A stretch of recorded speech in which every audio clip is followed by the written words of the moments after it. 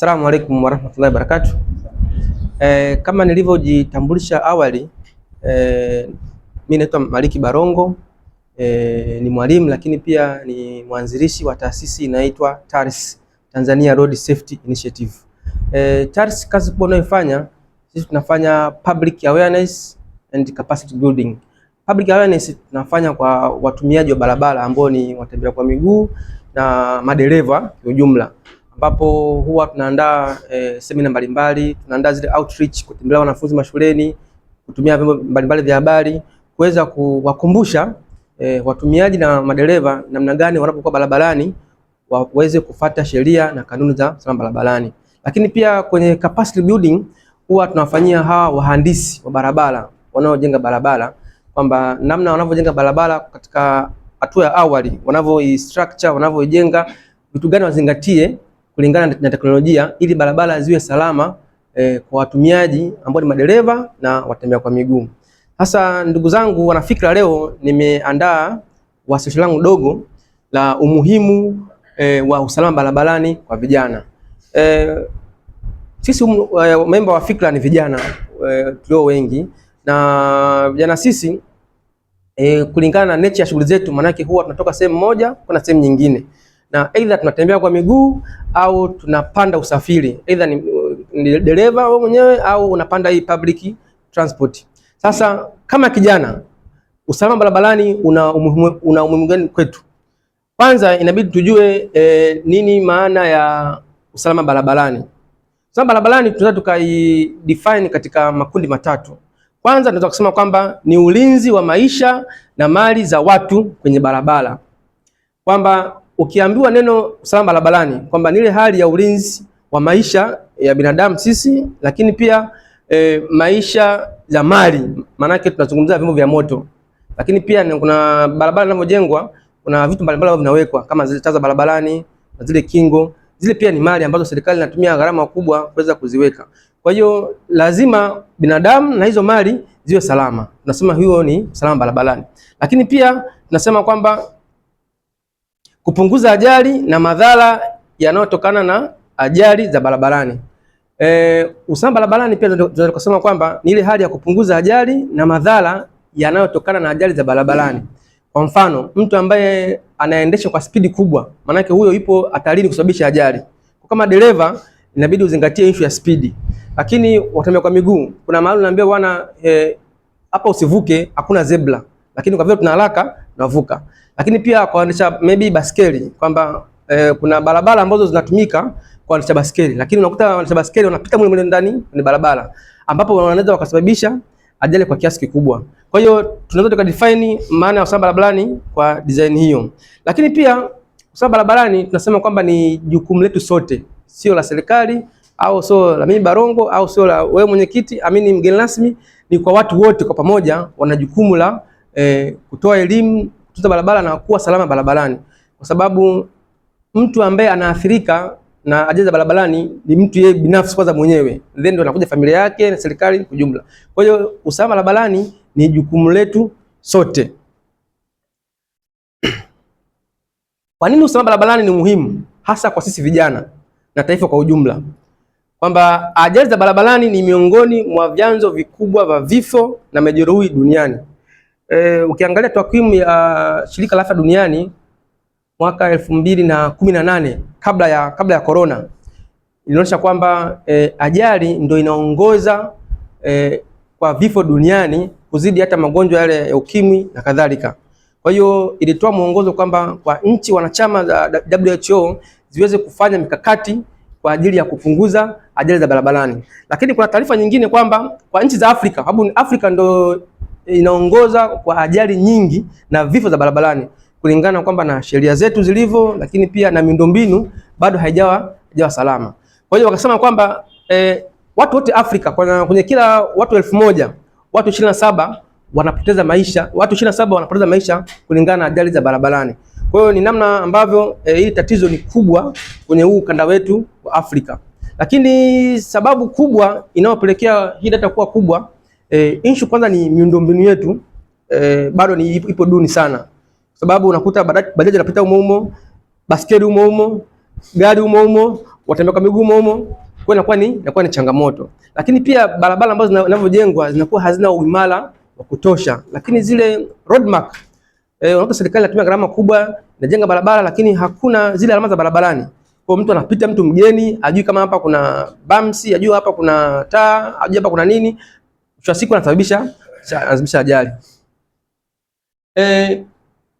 Kuongeza ufanisi katika usafiri na usafirishaji na uchumi wa nchi.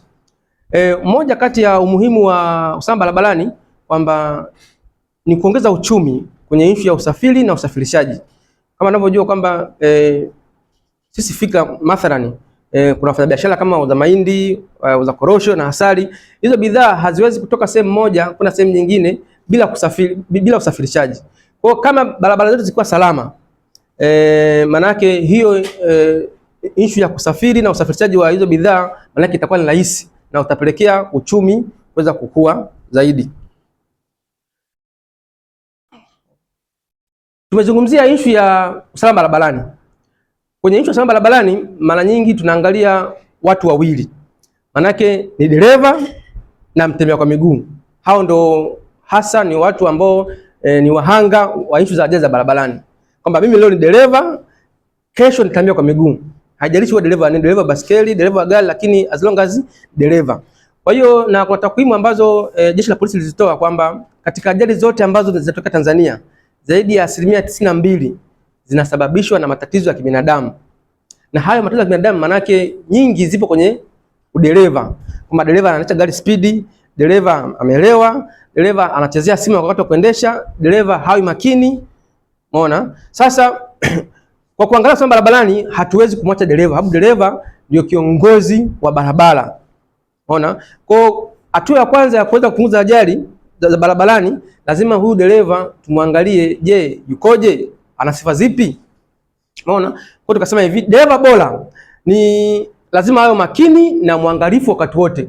Ukiwa kwenye chombo cha moto upo barabarani, mathalan dereva, usiwe dereva kwamba wewe kazi yako ni kuchata na simu, kuongea na simu, kwamba unaongea na watu wengine.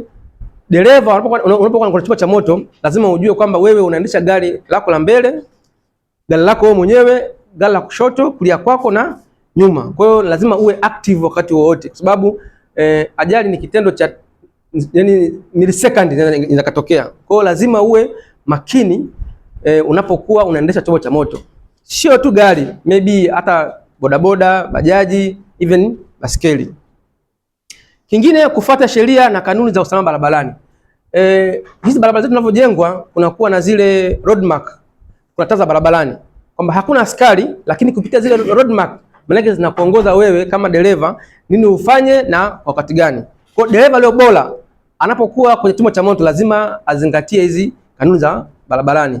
Kwa mfano kama umeona taa ya njano ambayo inakuashiria kwamba utulie then ndio usimame, lakini wewe ukitoa mjanja kwamba hizi nitaiwai, mwisho siku unakutana na mtu mwingine naye ana mawazo kama yako, then katikati tunakutana mnapata ajali.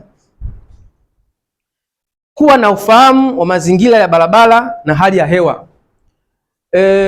Hii inatokana kwamba mara nyingi mtu akiwa mgeni kwenye eneo fulani, hujui kama hapa kuna bumps, hapa kuna zebra, huwa tunatumia hizo roadmark ambazo nilisema awali.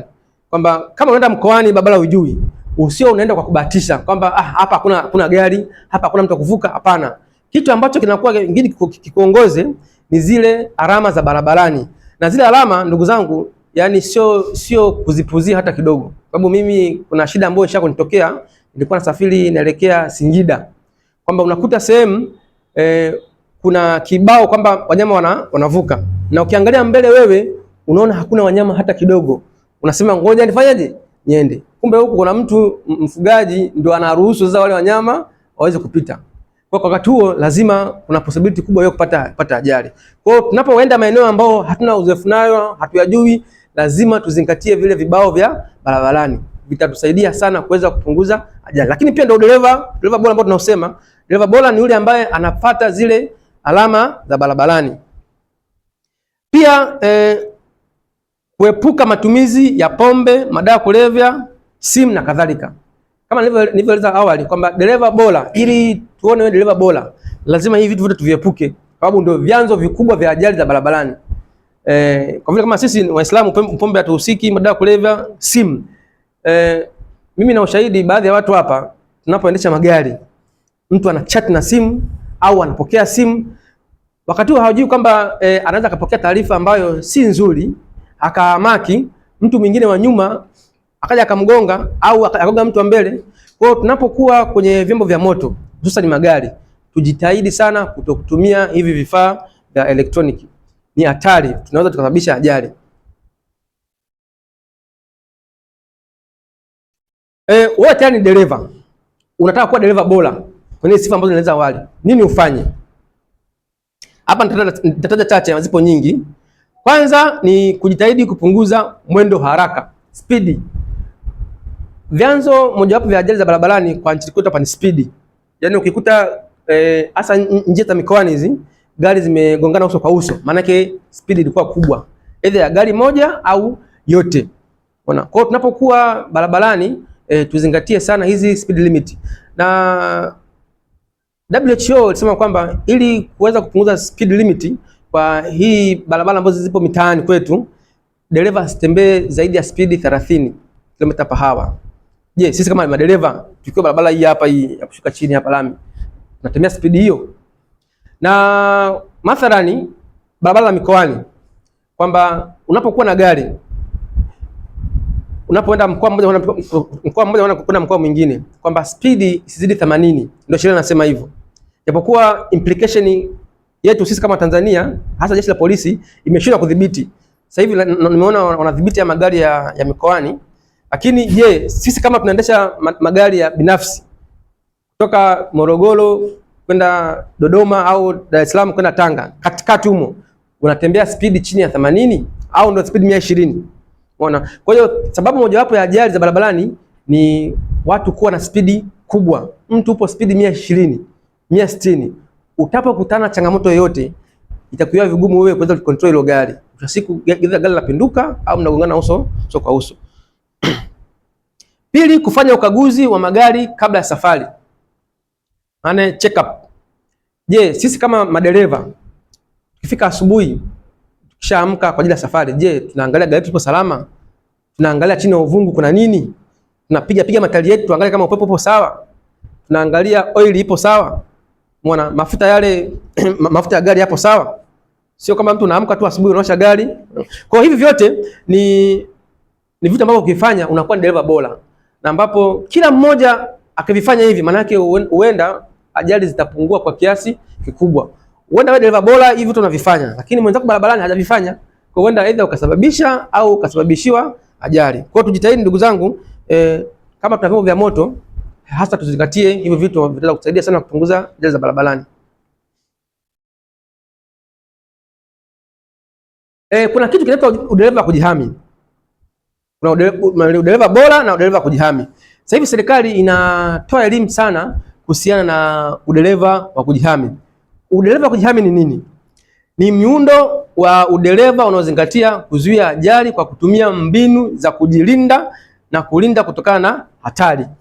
Kwamba wewe unapokuwa barabarani, hakikisha unazingatia kwamba usisababishe ajali wala usisababishiwe ajali.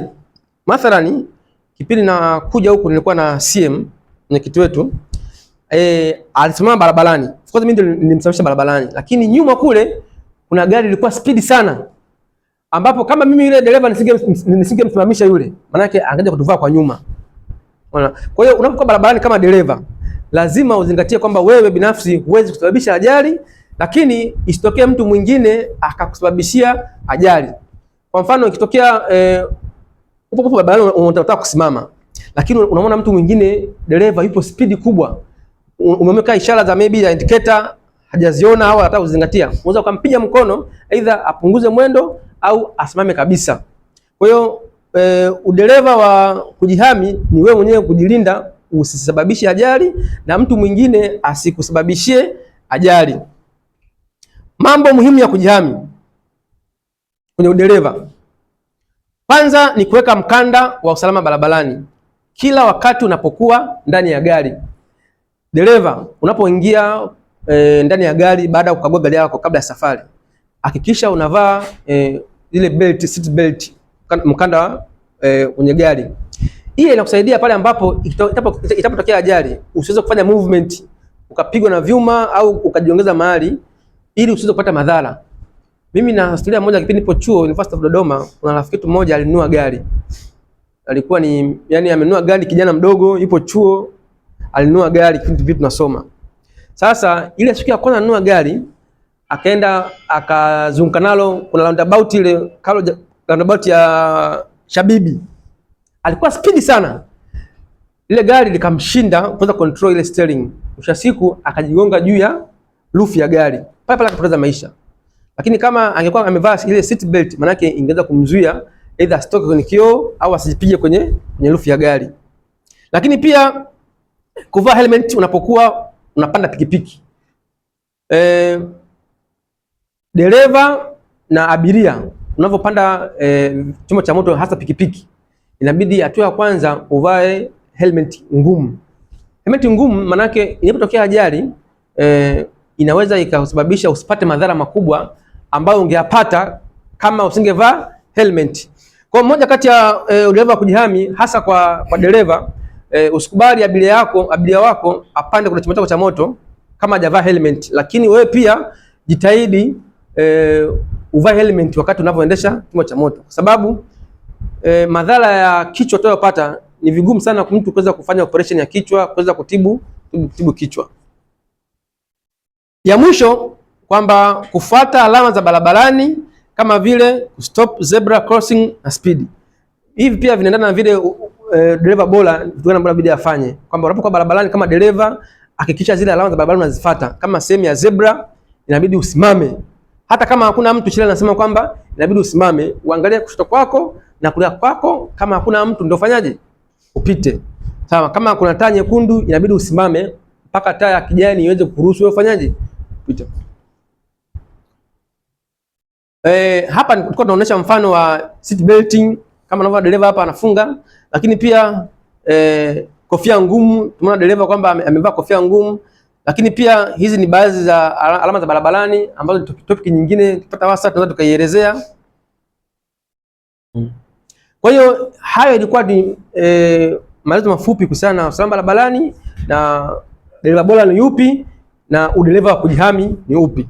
Sasa tuje kipengele cha mwisho kwamba kama kijana, kama mwanafikra, hatuombei Allah tunusuru, lakini inapotokea tukapata ajali, kitu gani cha kwanza kufanya ni kipi? Hatua ya kwanza inabidi uangalie usalama wako wewe binafsi, lakini pia na usalama wa abiria wengine. Kwa baada ya kujiangalia wewe usalama wako, bana mimi nipo vizuri, nimeumia sehemu fulani, inabidi nijiokoe kiasi fulani, then ndio uangalie na usalama wa abiria wengine ambao wapo kwenye chombo cha usafiri. Pia piga simu kwa huduma za dharura, ambulance au polisi. Ambulance mara nyingi hawa huwa wanafanya biashara, lakini polisi pia simu polisi, maana yake ni rahisi sana wao kusaidiwa, kwa sababu polisi of course wanajitahidi taarifa kama hizo kuweza kufanyia kazi kwa haraka. Lakini pia usiguse majeruhi zaidi ili usiwaruhusu kuumia zaidi. Hapa sio kuumia tu. Unajua mtu anapoumia ukimshika kwa mikono yako amevuja damu, maana yake unaweza kusababisha magonjwa yakasambaa, lakini pia unaweza kumshika sehemu ambapo kaumia zaidi ukamsababishia madhara zaidi. Kwa hiyo unapopata ajali, akisha huyo majeruhi aliyopata uwe na kitu maybe cha kumshikia, kumweka sehemu ambapo anaweza akapata huduma ya kwanza kwa haraka zaidi. Pia kuna hatua za kisheria. Kwa bahati mbaya serikali yetu hii inahamasisha sana watu wakate bima za magari, lakini sidhani kama Watanzania huwa wananufaika na yale malengo ya bima. Juzi tulikuwa Moi na Baza Cholo pale, inaonekana watu wengi wanagongwa na magari, lakini hakuna mfumo sahihi ya bima kuweza kuwalipa watu ambao wamegongwa na zile na yale magari. Kwa unakuta yani bima zinazidi kutengeneza faida tu, lakini hazifanyi wajibu wao kama inavyotakiwa. Kwa hiyo kutoa taarifa kwa polisi na kuwa na ushirikiano wakati wa uchunguzi. Mtu wa kwanza ambaye inabidi aripoti tukio la ajali barabarani manake ni polisi. Aidha wewe umemtaarifu au polisi yupo eneo la tukio, manake ndio atalitoa. Lakini pia andika taarifa zote muhimu kama vile majina, mashahidi, namba za vyombo za usafiri na kadhalika. Narudi hapa kwamba ili bima iweze kukulipa inabidi kuwa na taarifa kama hizo za gari, ajali kutokea wapi, na taarifa ya polisi. Lakini kwa bahati mbaya Watanzania wengi hawajui procedures za kuweza kulipa na bima baada ya kuwa amegongwa na gari. Kwa unakuta mtu amegongwa na gari, kisha siku anaenda Moi, anatibiwa kwa gharama zake mwenyewe, wakati sheria inamtaka kwamba bima ndio iweze kumlipia huyo mtu. Pia kujua haki zako. Kama ni mhanga wa ajali, hakikisha unapata matibabu na haki zako kwa haraka. Ndio hapo tunarudi kwamba mtu umegongwa na gari, lakini wewe kama mhanga huwezi kujua haki yako ni ipi. Kwa maana Allah kijalia tunataka tuingie makubaliano na Moi kuweza kusaidia serikali katika kutambua haki za majeruhi ni zipi. Kuweza kutoa elimu, lakini pia kuwasimamia hawa watu ambao wamepata ajali waweze kupewa haki zao na zile bima ambazo zimekata kwenye magari.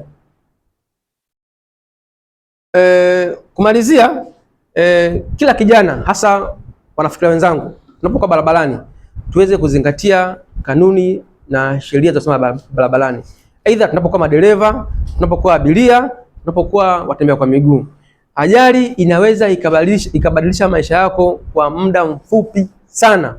Kwa hiyo tuwe makini, lakini kuna jambo ambalo ndani wahusie, tunapotoka nyumbani kuweza kutafuta riziki. Manake hatimaye tunajua Mwenyezi Mungu ndio amepanga. Kwa ni vema kabla hujaingia kwa chombo cha moto, kabla hujaanza safari, muombe Allah atuweze kufikia salama, tutoke nyumbani salama na turudi salama. Kwa kumalizia, naomba play hii video. Hiyo ni challenge kwenu. Mweze kunielezea kwamba kosa alilofanya dereva ni lipi, then tumalizie.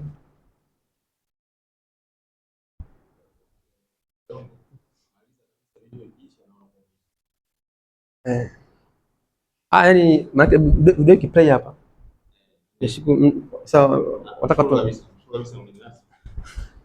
ili kisha video na uko ushamaliza kabisa. Okay, play.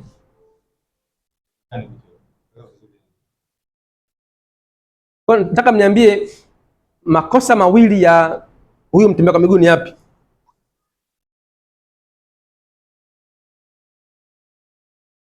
Ana sauti?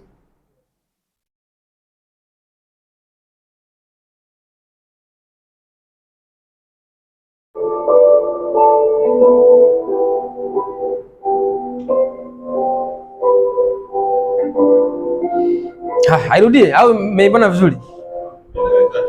Na? Na?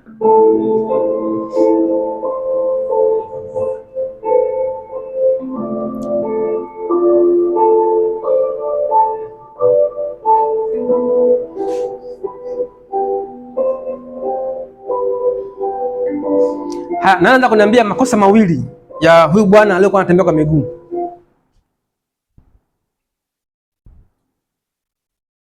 Joshe.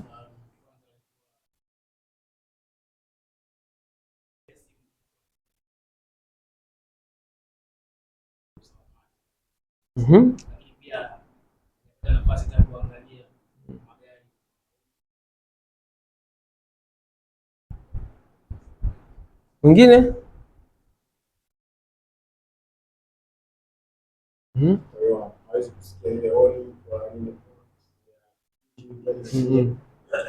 Ya, kwa kumalizia, kuongezea tusema dhahiri pale. Kuangalia magari, hata sio kuangalia magari. Kuangalia alama za barabarani. Mfano, kuangalia zile taa ambazo sababu sisi wenye kuna mpaka kuonyesha kwamba hapa vuka au si, yani unaonyesha mtu kama anatembea hivi. Sababu yeye amefika kwenye zebra. Kwa hiyo anatakiwa azingatie zile.